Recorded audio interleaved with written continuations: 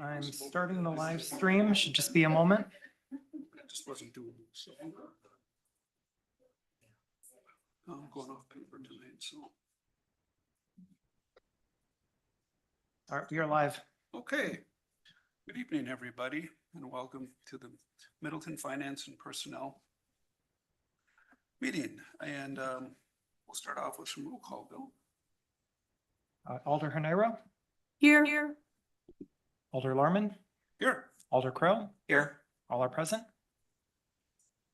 Thank you very much. Approval of the minutes. Any input from members? I see Alder Hernero shaking her head. Oh, nothing for me. All right, we'll accept the minutes as submitted, Bill. Audit of bills. I wonder why Alder Hernero was not here to sign them. No additions tonight. Okay, I'd like to make a motion to accept the audit of the bills as submitted. I'll second. All right, any questions by anybody? Okay, all those in favor, please say aye. Aye. All right. Ayes have it. Resolutions. Starting off with resolution 2025-47 in support of reauthorizing state funding for the Knowles Nelson Stewardship Program. This is an I move to recommend that council approve resolution 2025-47. Okay, and Lorman will second that. Any questions or discussion? All right. All those in favor, please say aye. Aye. Aye. Okay, ayes have it. Next, resolution 2025-49, approving the 2026 City of Middleton budget, inclusive of all funds. This is an I move to recommend that council approve resolution 2025-49. All right, and Norman will second that. Okay, I'm sorry. Pardon me, if I may, I just wanted to reference a couple items that were included in the memo in the packet. There were a couple of items that were raised at the last meeting. One of those was concrete repairs at the Middleton Operations Center and a direction to staff to look for options for that. In discussing this further with Public Works Director Ben John, the recommendation is to reallocate $70,000 that was budgeted in 2025 for overhead door replacement at the MOC for the concrete repairs, as the concrete repairs are a higher priority for the department, and then the overhead door funds would be requested in a future budget. That's actually on your agenda as a separate item for Resolution 51. There are also 3 items where staff is recommending some final adjustments to the budget. The first of those is for the Woodside Heights Park swing set replacement, which was also discussed by the council on November 4th. In looking at this with Parks and Recreation Director Kylie Shearer, she believes that there will be sufficient excess funds from 2025 projects that could be carried into 2026 to fund the additional $10,000 for the swing set replacement as part of the playground replacement project in 2026. So the recommendation would be to amend the capital budget, adding $10,000 to the playground replacement project item with the funding source as fund balance from 2025 carryover. The second item is for the sewer utility budget and is related to fees from the Madison Metropolitan Sewerage District. They've provided a range of the cost anticipated for the city of Middleton for 2026 of between 2.9 and 3.1 million. Staff is recommending amending the sewer utility operating budget to increase the line for MMSD fees by $168,650. That brings the total expenditure budget to $3,036,250. That's in the middle of that, or excuse me, the total for the MMSD line right in the middle of that range. And then in conjunction with that, when the city did its last full sewer rate study, there was a worksheet provided by the city's auditors where we can plug in the changes in the MMSD sewer rates and calculate a projected revenue change. And based on inputting that information, it would recommend an increase in the sewer utility revenue, 224,528. That ends up being a 5.4% overall increase in rates, although individual rates would vary based on meter size. So that would be the second item. And then the final item is related to the compensation plan and personnel contingency. The recommended budget includes implementation of the compensation study, as we've discussed previously. The suggested motion would be to direct staff to allocate the personnel contingency by fund and department for the levy supported funds and to adjust the budgeted expenses for the non-levy supported funds to reflect the final allocation of compensation plan adjustments for 2026. So that would allow us to adjust all of the final department budgets based on that compensation plan implementation, so the correct numbers are in the correct line items. And those are all listed on pages 8 and 9 of your packet. So in reverse order, Bill, do you need these as amendments to the main motion? Yeah, I think they could be amendments to the main motion, and then if approved, the recommendation coming from Finance Committee would be inclusive of these items. Okay, then I move to amend the main motion to direct staff to allocate the personnel contingency by fund and department for levy supported funds and adjust budgeted expenses for non-levy supported funds to reflect the final allocation of compensation plan adjustments in 2026. I'll second that. Okay. All those in favor, please say aye. Aye. All right, the ayes have it. And then I also move to amend the 2026 sewer, or to amend the main motion, specifically to amend the 2026 sewer utility budget to increase MMSD charges by $168,650 and sewer utility revenues by $224,528. Lorman will second that. All those in favor, please say aye. Aye. And the ayes have it. And then I had a question about the swing set. I don't know if Director Shearer is there, but Yes. I'm in favor of the amendment. I think this playground equipment needs to be replaced. I am concerned though, for parents who will have to get through the winter without a swing set. I don't know when the 2026 playground replacements will be taking place, but I guess what I'm looking for is what's the earliest the swing set, since it's not a complete redo of a playground, it's just a replacement of broken equipment. What's the earliest that can be replaced? So right now, we're working on the RFP and through the playground replacement process, and it looks to be June 10th as the target date for all installed playground equipment.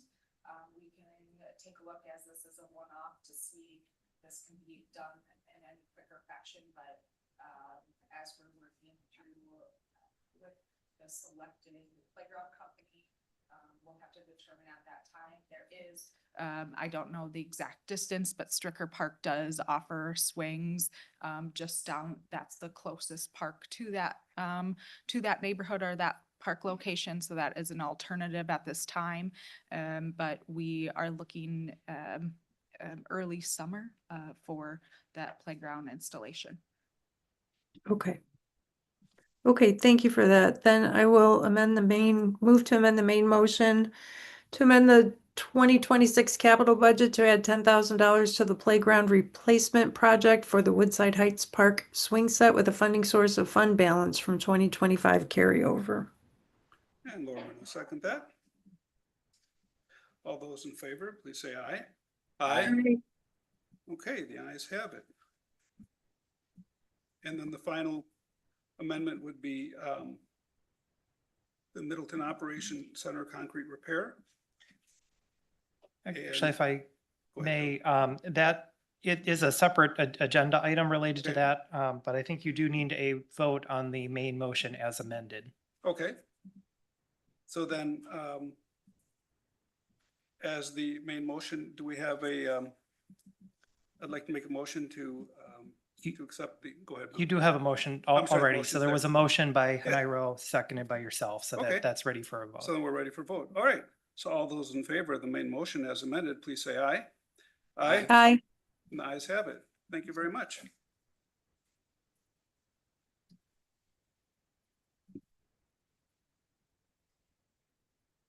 Resolution 2025-50, approving the levy of property taxes for the 2025 tax year, the 2026 budget year. This is Haniro. I move to recommend that council approve resolution 2025-50. I'll second. Okay. Any discussion, questions? All those in favor, please say aye. Aye. The ayes have it. Resolution 2025-51, amending the 2025 capital projects budget for the concrete repairs at the Middleton Operations Center.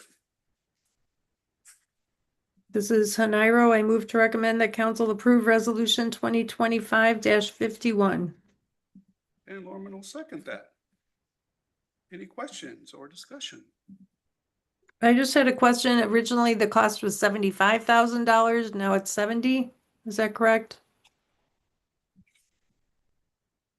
Yeah, 70,000 is the amount of unspent funds that are remaining for the mock overhead door replacement project. I think the intent is to try to get as far as they can with the concrete repairs with the 70,000.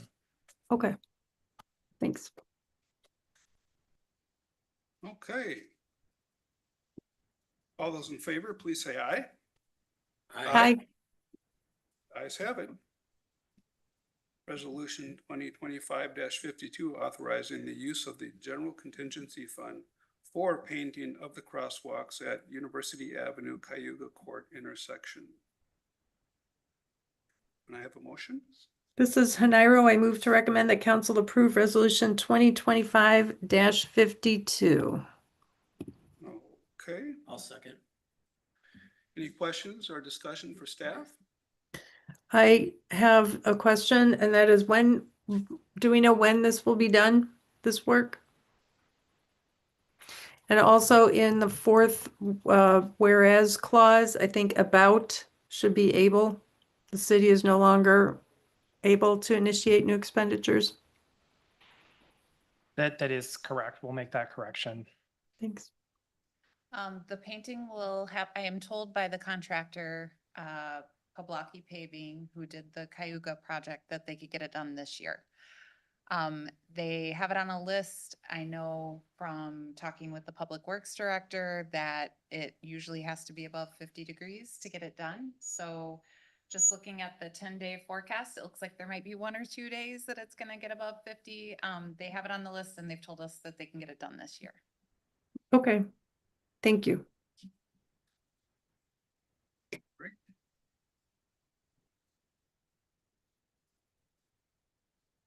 All right, well, all those in favor, please say aye. Aye. Aye. Okay. Ayes have it. Item number 6, resolution 2025-54, establishing the 2026 EMS fee schedule. This is Haniro. I move to recommend that council approve resolution 2025-54. All right, Lorman will second that. Questions or discussion?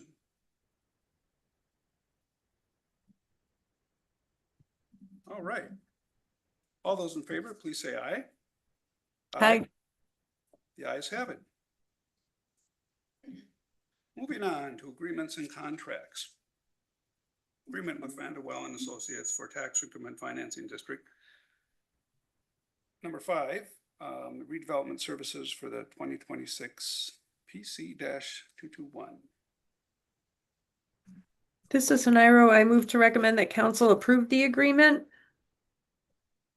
All right, Can I ask that motion be subject to city attorney approval? I did find a few things that need some cleaning up in that. Then I will restate my motion and move to recommend that council approve the agreement pending city attorney review and approval. all right, Norman will second that. All those in favor on this amended motion, please say aye. Aye. And then do we need to revote on the original motion? No, because I didn't have a second for the first one. All right, fantastic. Agreement with T-Mobile Central LLC for the cell lease on the water tower. This is Nairo. I move to recommend that the Common Council approve the agreement. All right, Lorman will second that. Any questions or discussion? Great. All those in favor, please say aye. Aye. Ayes have it. Before we get to miscellaneous, I just would like to thank the city administrative staff, Bill and staff, and this body for the work that's been put into the finance and the budgeting thus far. So thank you, members, for your due diligence. It's greatly appreciated. Moving on to miscellaneous, utility staff retention plan. And let Bill and Casey take it away, please. Yeah, so back when I first started with the city, I was approached by the utility manager about a. I'm sorry, the microphone doesn't appear to be on. Sorry, Casey. Oh, that's okay. How's it now? Is that good now? Uh-oh. Mhm. Put it closer, maybe.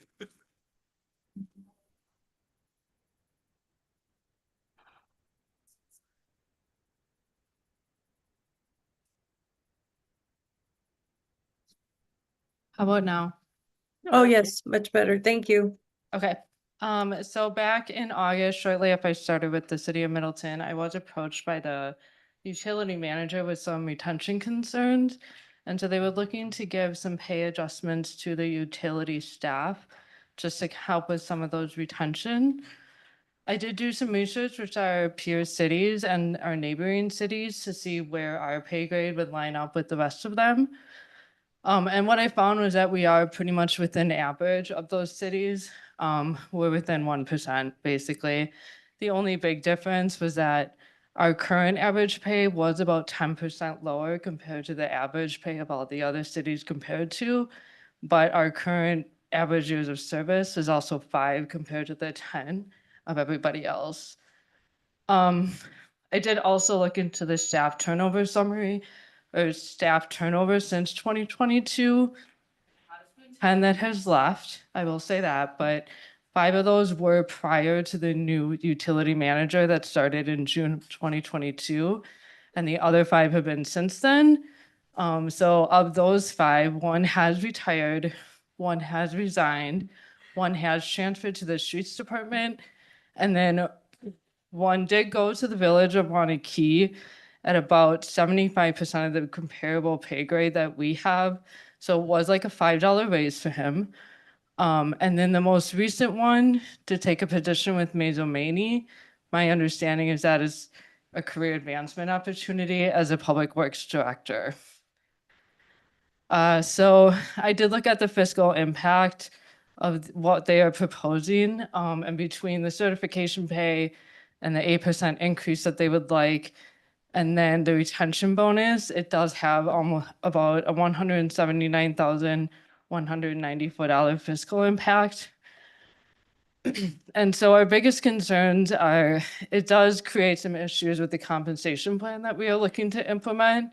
And it definitely has some equity and fairness concerns. So we have other crew members who also require a Class A CDL. We have other crew members in our particular parks crew who also require certifications for their position as well. And then with the retention bonus in particular, that would be concerns for all hires within the city. And that can also pose some legal and compliance risks as well.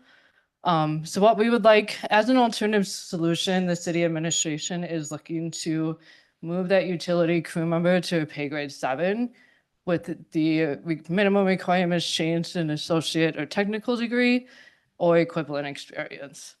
And then that would have a lesser cost, and then also it keeps some of that internal fairness, and equity.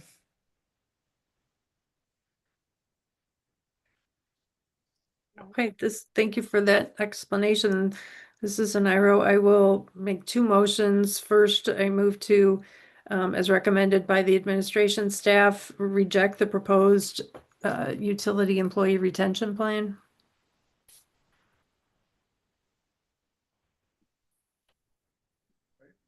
We have a motion, we have a second. I'll second that. Might I suggest to invite the utility director up to the microphone to give some context for the request?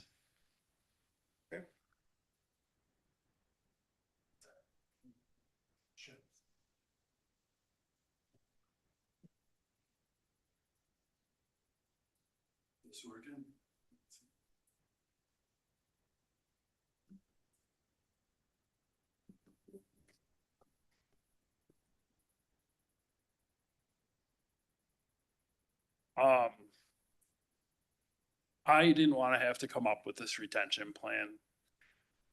I didn't want to have to come here, and it's not out of desperation, but it's out of the health of the city to see this through, because guys are leaving for more money.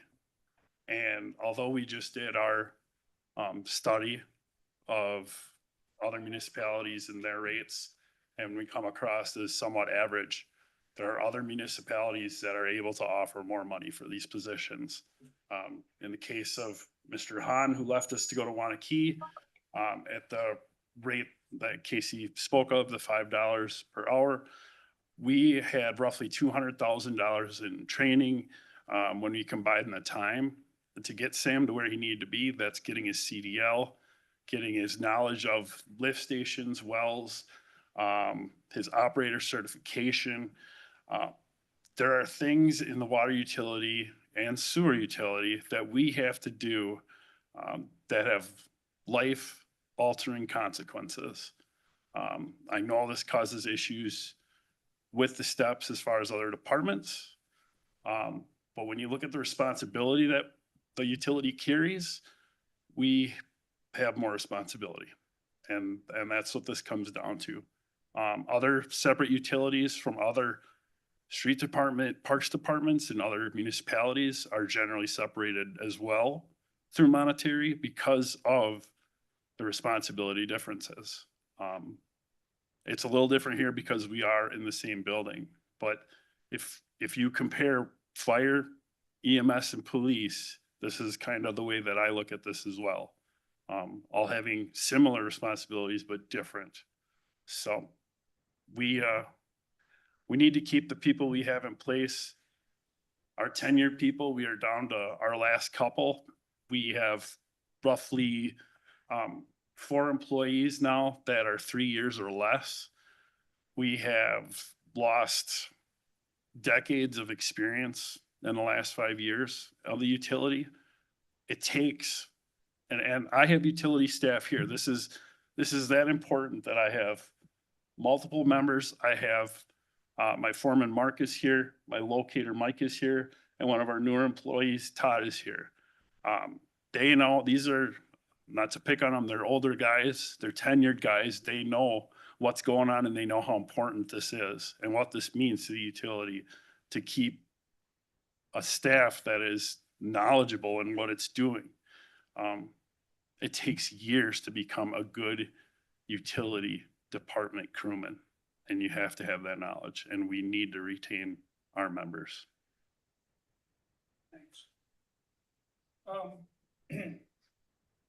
Would it be maybe reasonable for finance personnel to, this might be a lot for us to take on, and have you, to repeat all this again, but maybe this should just be put in front of the common council for a broader view and let everybody really get a big picture of it.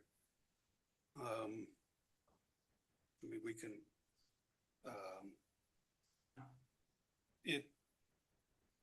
I'm just me, I'm conflicted because I understand where you're at, and I absolutely see the importance of staff retention. There's no doubt about that, and the important work that you do for the city. But as we are this commission and alders, we are not privy to the day-to-day things that really go on internal to the city. And in many respects, nor should we be.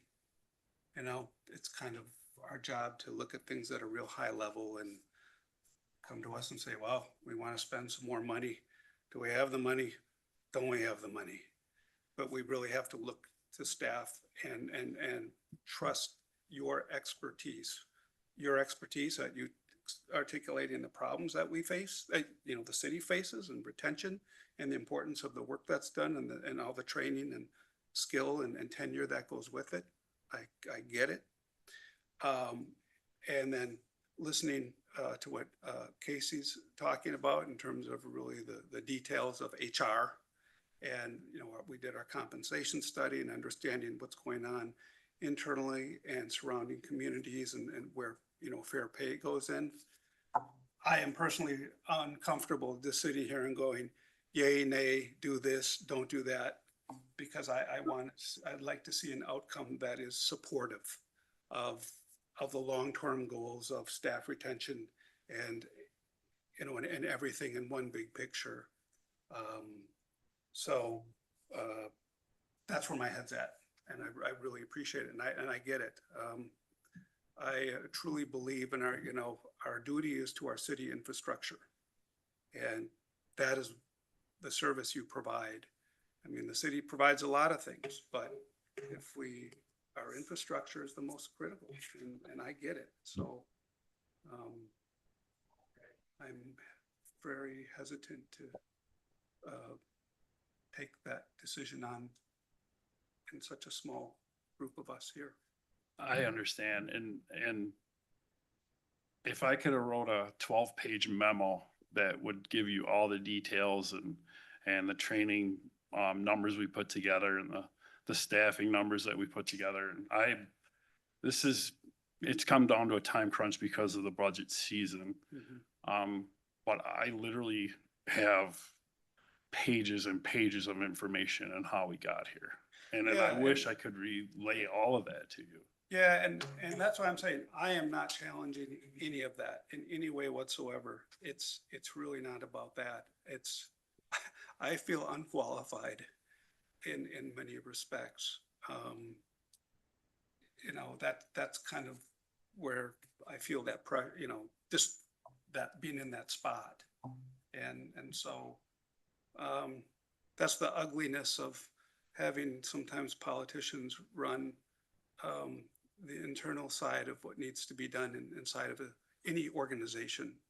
So I don't want my emotions or lack of understanding, you know, to kind of get in the way of a real objective decision that would be based on facts and research that comes from city staff, whose job it is to really do the diligence in this kind of situation. So that's my thoughts. Lisa has her hand up too. Oh, Lisa, please. Thank you. Yes, Mike, I am not unsympathetic to your situation. The thing is, though, that this compensation study that we did is supposed to be a tool to help us with retention across the board, because we didn't have a systematic, thorough review of all different departments. I know the police department has had the benefit of 5-year staffing studies that indicate what their staffing levels should be, and we've had a hard time keeping up with those just because we don't have the budget to hire all the positions that are recommended. And we knew that if every department had the benefit of a 5-year staffing study, we would be identifying deficiencies in staff numbers through other departments as well. And I think the concern I have is that we finally reached the point of having an across the city compensation study so that we can compare apples to apples as well as we can.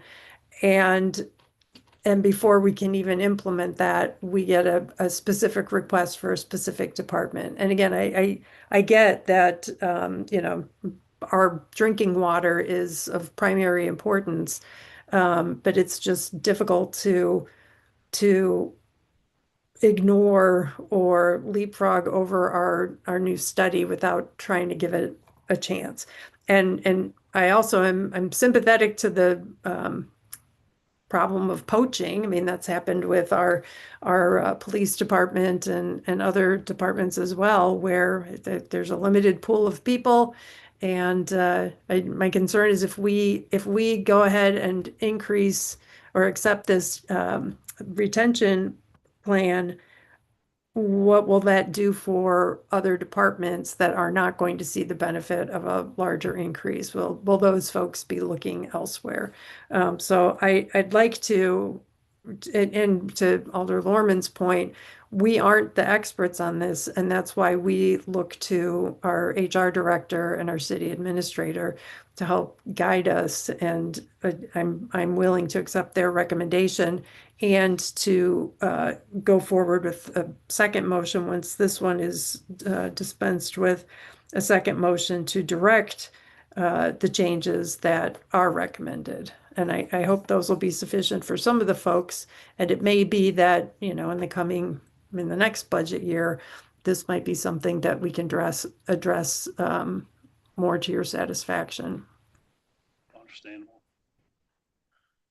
And I do kind of, I do look at this as the police situation that had occurred a few years ago where, the police have been pulling out of the same pool of people as Dane County deputies and all your other local police departments. We are the utilities, and I think you're gonna see it across the board with street department, parks, where we're not getting the physical laborers anymore. And it's gonna keep trickling down. We're just noticing it more in the utility.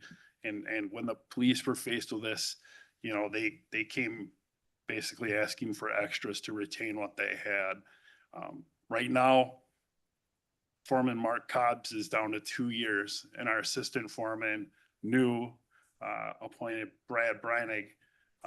Mark has been here for 13 years. Brad has been here for 9 years as assistant foreman.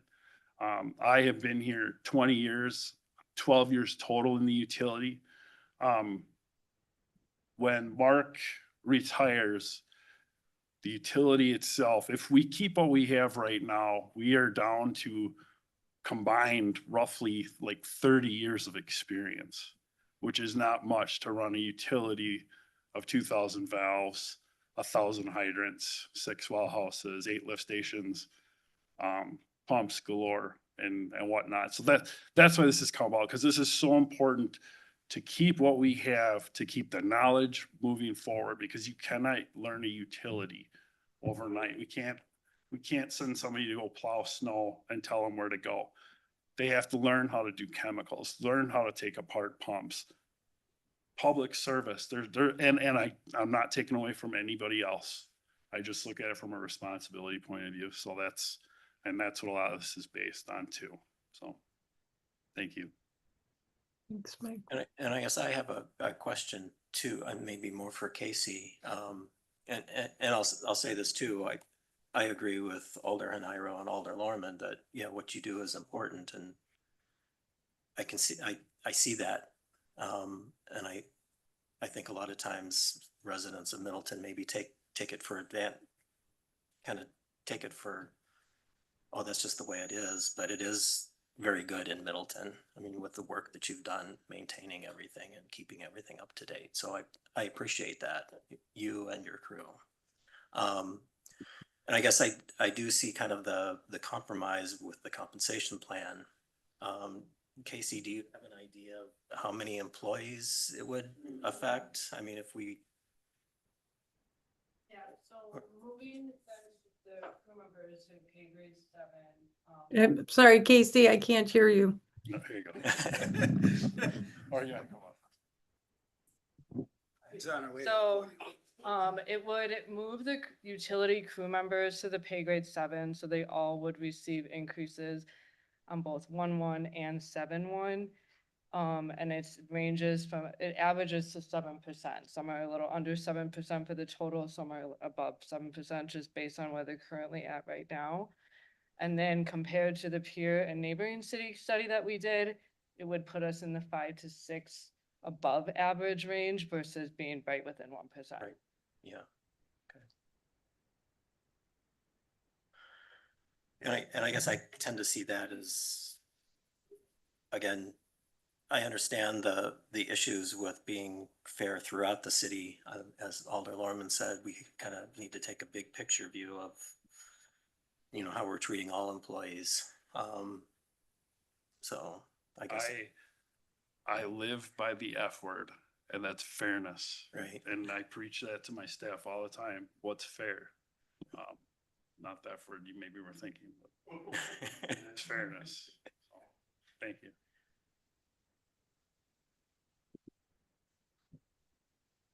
Any more questions?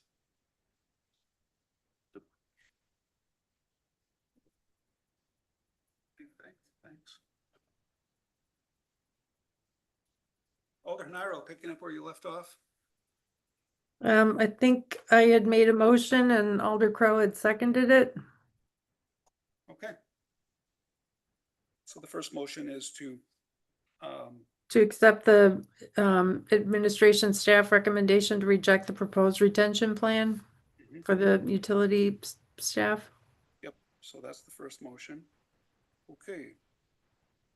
So I guess one of the things I was saying was, do we want to move this whole thing to the common council?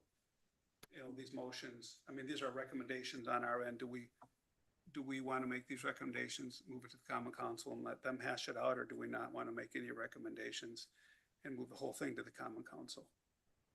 That was just kind of one question that I had lingering out there. Well, we are the finance and personnel committee, so both the finance and personnel is our jurisdiction. I would ask the city administrator to weigh in, please.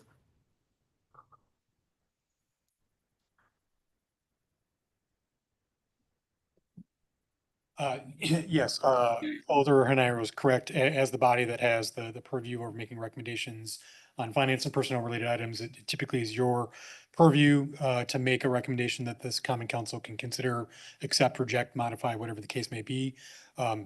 You have an alternative where you could vote down the motion that's in front of you and forward this on to common council with no motion. That is an option that exists. There have been other items that have come up where other advisory bodies to the common council have not made a motion and just allowed the full common council to address stuff. But typically speaking, your practice has been to make a recommendation one way or the other for consideration by the council. Sure, and I've just, wanted as many people to weigh in on this before we do that, just to get a good sense of things. Obviously, the common council will do what the common council wants regardless of what we sort of move forward, so. I have a question. Did the Public Works Committee have the benefit of the administrators and the HR director's assessment?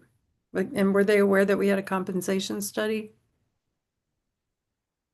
I can't speak to their discussion of Public Works Director Ben John. We did not have the memo from administration and HR manager Casey's memo, but we did have the knowledge that a compensation study was ongoing. Okay. So their recommendation was based solely on the utility manager's memo and not on anything else? Correct. Um, That's why I'm just wondering that. I, do we need to sure. hear from staff. Well, and I'm wondering then, do we refer this back to the Public Works Committee for reconsideration?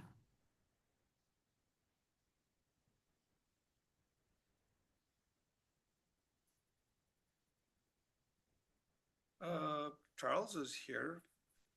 He could weigh in.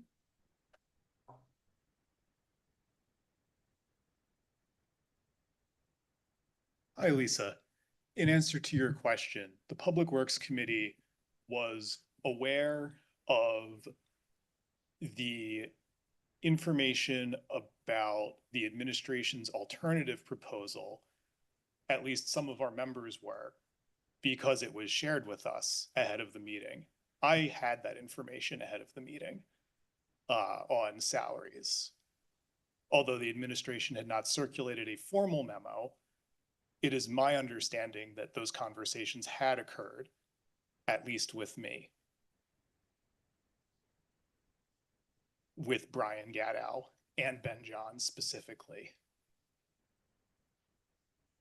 In fact, I was summoned to a Zoom call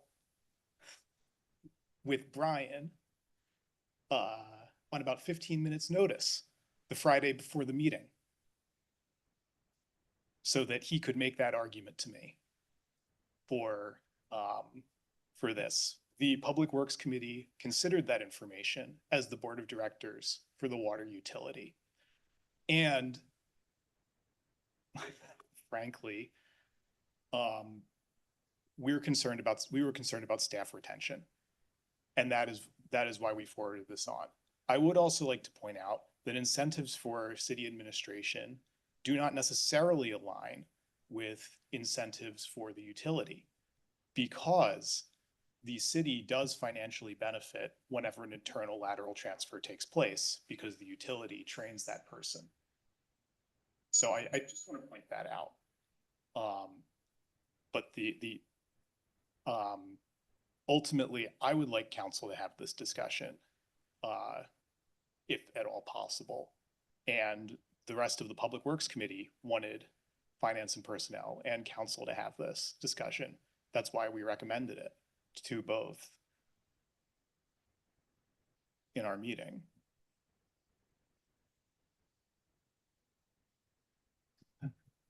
Thanks, Charles.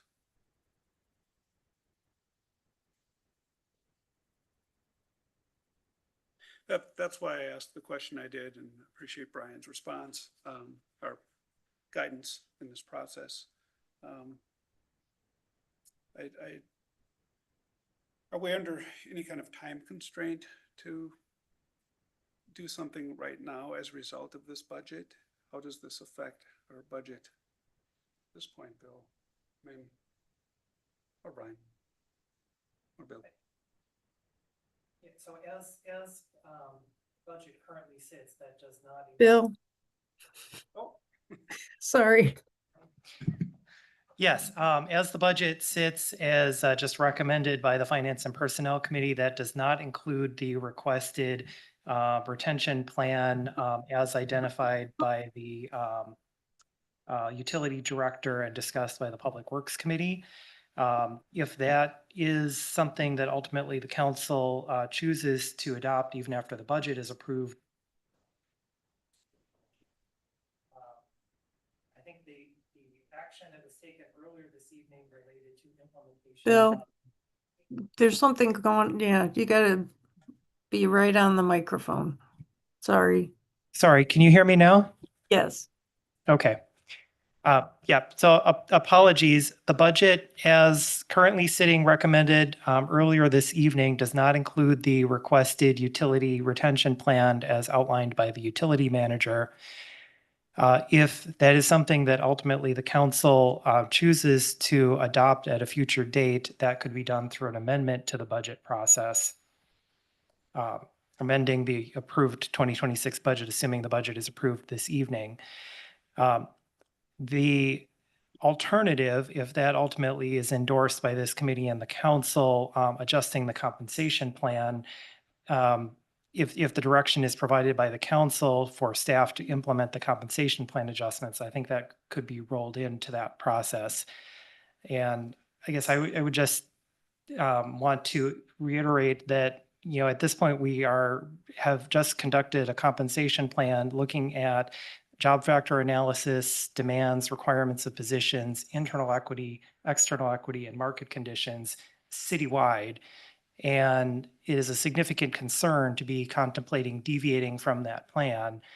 The administration recommendation is trying to find a way to address the retention concerns, but operating within the structure of that plan. Yeah, and I guess that's the direction I'm hedging in, is I'm really supporting staff recommendation that we work within the compensation plan, we work within these facts, and if we don't have to be pushed into making a snap decision tonight, and this can be thought out a little bit better and allow staff to really take a closer look at things. And I'm not saying no to what Mike is saying, in the sense that we need to do something. I agree, we need to do something. It's just that, can we have a little bit more time and let staff really delve into this and have some meetings and some discussions with everybody involved, and just be as equitable and as reasonable as possible. And maybe we would still reject what's in front of us, and an alternate motion would be to proceed with allowing, well, I don't know if we have to do anything. It would just be simply telling staff to go back to the drawing board and just keep working on this and come to us with a finished product, instead of letting us hash this out.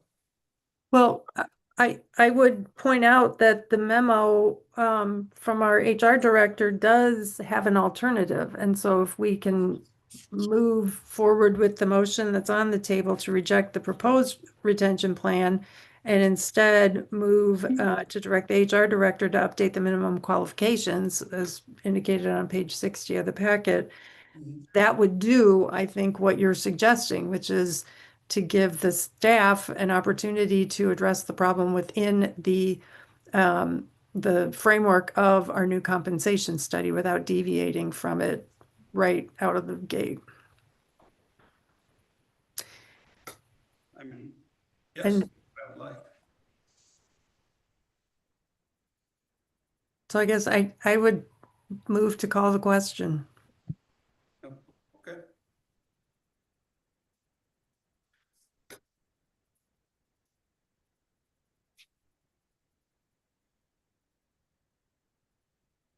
Okay, so back to our original motion to reject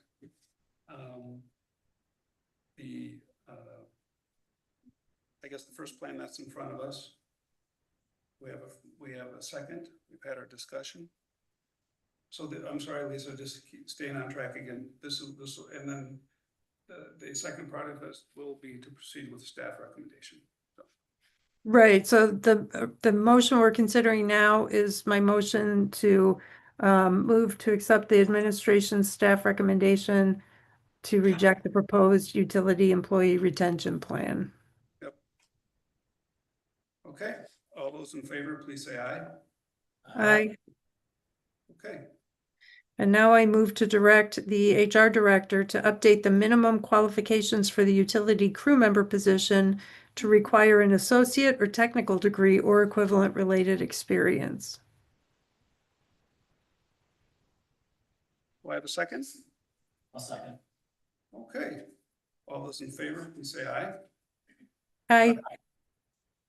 Okay, so then, Bill, you'll have this, a new summary drafted up for the common council tonight. Yeah, I think if the direction is to make the adjustment within the compensation plan, the action that was included as part of the budget and will be going to council tonight, which includes directing staff to implement the compensation plan changes, we can include that in the budget document tonight. Okay.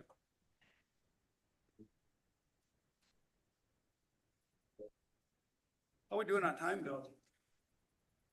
We are at 6:49. There's one item remaining on the agenda, which is the community campus financing scenarios. I do have a brief presentation prepared. There's no action required this evening, so if you'd like, I can give a real short version, or we could hold that over to the next meeting. Members, anybody? I would hold it over. Okay, yeah, we don't want to cut it short. Okay. It deserves its due diligence in front of us. Okay, future agenda items.